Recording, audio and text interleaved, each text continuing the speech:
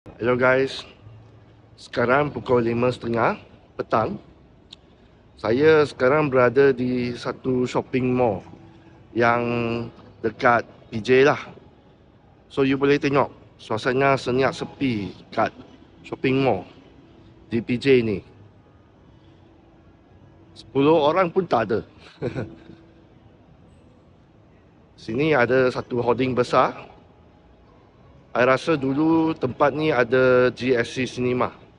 So GSC Cinema pun dah bungkus weh.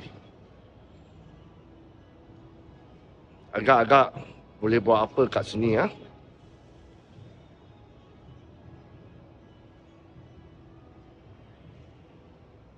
Ada orang langsung.